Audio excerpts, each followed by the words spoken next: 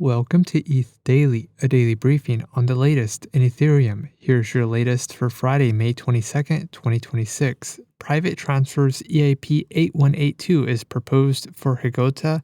ETH Panda Ops releases a validator report tool. Zerion is shutting down Zero Network. And Barnabé Monat outlines ERC-8211 and ERC-7683 for cross-chain execution.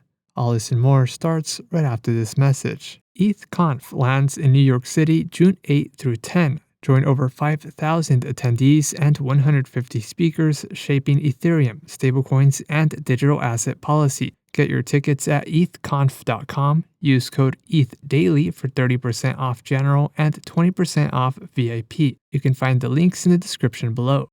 ETH Panda Ops, the Ethereum DevOps team that tests protocol upgrades, added a validator report page to the lab, its performance tool for Ethereum validators. Users can now paste in validator indices, set a date range, and navigate time and slot ranges to pinpoint when and where performance degraded. The report shows missed proposals, head vote drops, and attestation delays. The tool helps to discover issues that are invisible at the aggregate level, but can be resolved to specific slots. Validator report URLs are also shareable and preserve state down to the slot level. The validator report tool is available at lab.ethpandaops.io.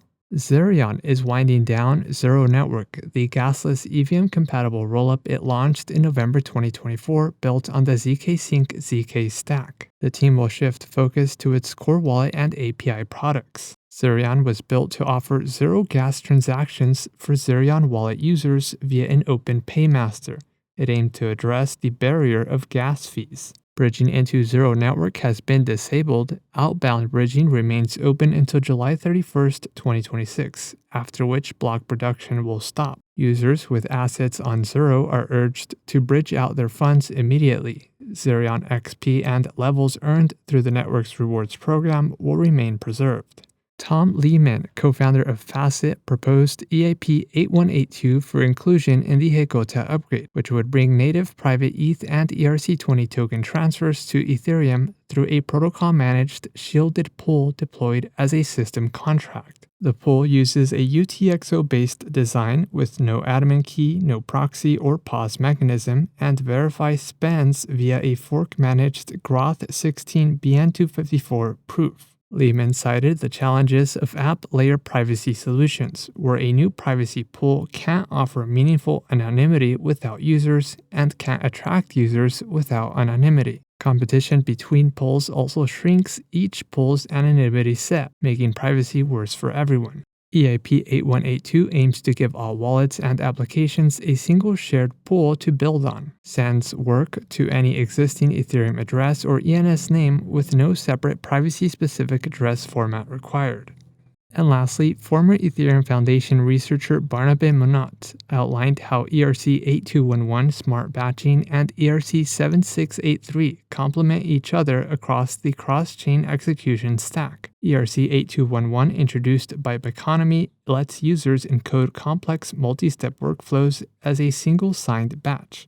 ERC-7683 handles the solver side. Combined, the two standards enable seamless intent-based bridging. ERC-7683 can encode a fronted liquidity request in a format that any compliant solver can fill. ERC-8211 can wrap a swap, bridge, and vault deposit sequence as a single signed batch, embedded inside with an ERC-7683 order for the bridge leg alone. The result is the user signs once and outsources only what requires a solver. In other news, Aave releases a case study on MetaMask card, L2B releases token frameworks, and Syndicate winds down. This has been a roundup of today's top news stories in Ethereum. You can support this podcast by subscribing and following us at ETH Daily. Also subscribe to our newsletter at ethdaily.io.